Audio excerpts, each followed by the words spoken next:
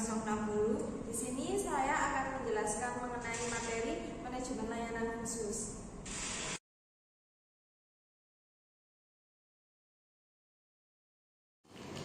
Manajemen layanan khusus merupakan bagian penting dalam manajemen berbasis sekolah. Sekolah tidak akan berfungsi jika tidak ada manajemen yang membuatnya berfungsi. Manajemen layanan khusus berfungsi memenuhi kebutuhan khusus peserta didik yang ada di sekolah.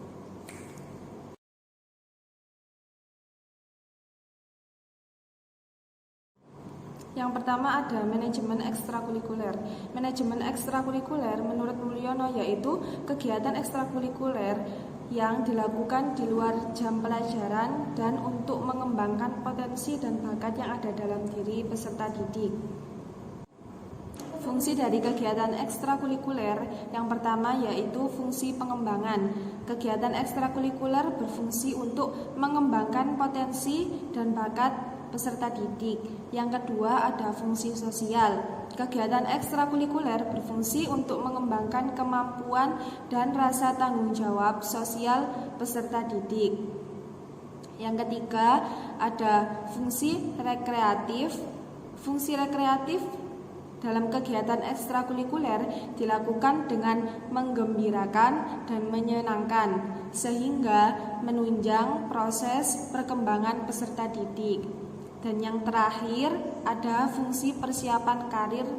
Dalam fungsi persiapan karir, kegiatan ekstrakurikuler berfungsi untuk mengembangkan kesiapan karir peserta didik di masa depan yang akan datang. Jenis-jenis dari kegiatan ekstrakurikuler. Yang pertama, pramuka. Kegiatan pramuka merupakan kegiatan non-formal yang keanggotanya bersifat sukarela.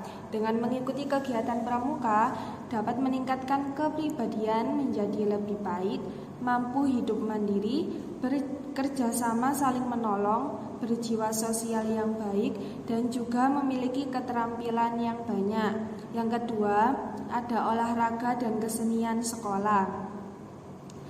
Menurut Hastuti pada tahun 2008, ekstrakurikuler merupakan program sekolah berupa kegiatan siswa untuk menyalurkan bakat dan minat, kemampuan, dan keterampilan untuk memantapkan kepribadian siswa. Dan yang ketiga ada majalah sekolah.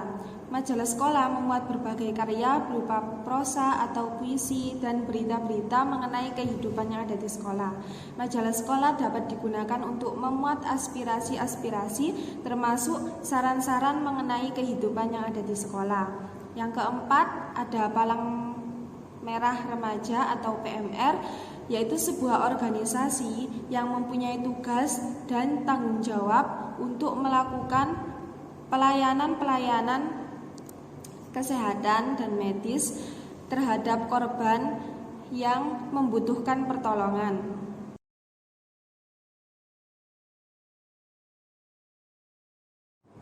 Yang kedua, manajemen kantin sekolah. Kantin sekolah merupakan salah satu tempat untuk anak-anak membeli makanan dan minuman. Tujuan dari kantin sekolah yaitu 1. Memberikan kesempatan kepada murid untuk belajar memilih makanan yang baik dan sehat.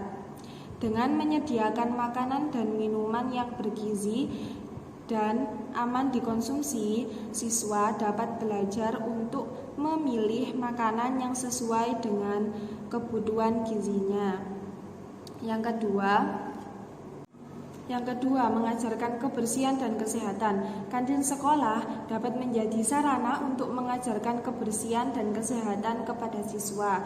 Yang ketiga, mengontrol makanan yang dimakan oleh siswa. Dengan menyediakan makanan dan minuman yang aman dikonsumsi, sekolah dapat mencegah siswa mengonsumsi makanan yang tidak sehat atau berbahaya.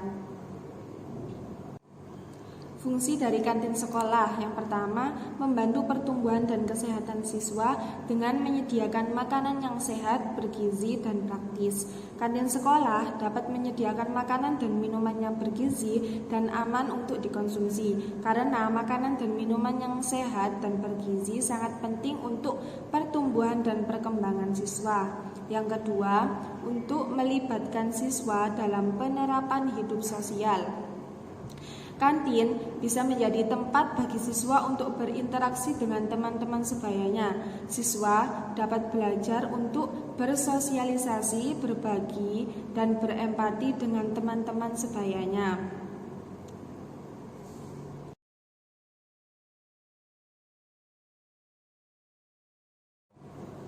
Yang ketiga ada manajemen keamanan sekolah.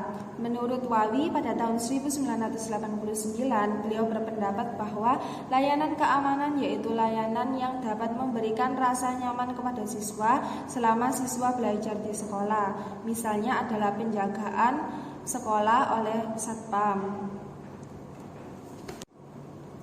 Fungsi manajemen keamanan sekolah. Yang pertama, memberikan rasa nyaman terhadap seluruh warga sekolah selama kegiatan belajar mengajar berlangsung.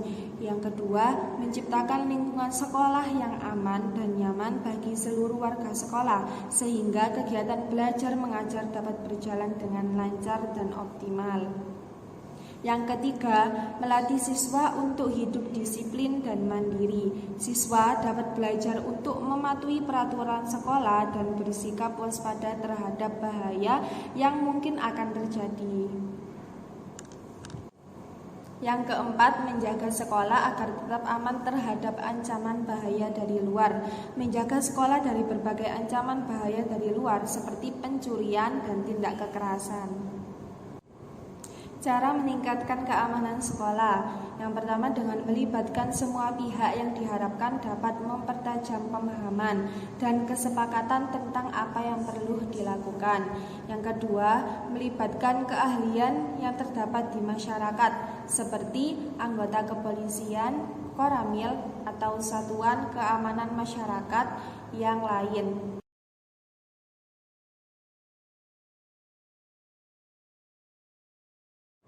Yang keempat adalah manajemen tata lingkungan sekolah, yaitu salah satu sistem yang dapat diterapkan dalam tata lingkungan di sekolah, yaitu pendidikan lingkungan hidup. Prinsip pengelolaan pendidikan lingkungan hidup di sekolah meliputi yang pertama perancangan, lalu yang kedua pelaksanaan, yang ketiga pemeriksaan dan perbaikan, dan yang terakhir perbaikan manajemen. Manajemen kebersihan sekolah mencakup seluruh aktivitas yang berhubungan dengan kebersihan sekolah seperti pengelolaan air, pengelolaan sampah, pengelolaan energi, pengelolaan ruang kelas, dan yang terakhir pengelolaan halaman sekolah.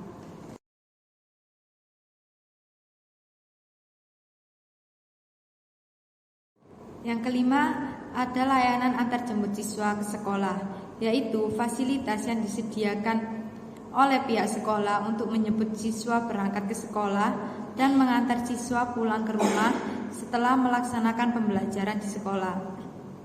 Agar tercapai tujuan pendidikan, yang pertama, untuk memberikan layanan transportasi bagi seluruh siswa. Yang kedua, untuk melengkapi keamanan transportasi. Yang ketiga, untuk pelaksanaan program instruksional.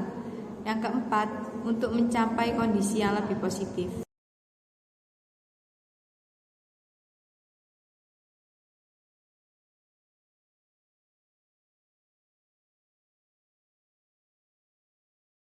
Yang terakhir, manajemen koperasi sekolah.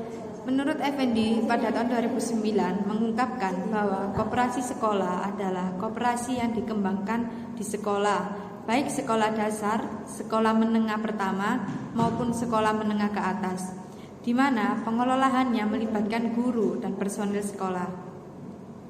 Pada dasarnya, usaha yang dikembangkan melalui koperasi sekolah bertujuan untuk pemenuhan kebutuhan warga sekolah dengan harga yang lebih terjangkau.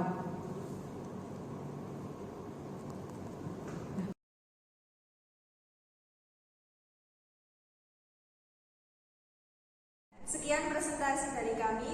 Wassalamualaikum warahmatullahi wabarakatuh.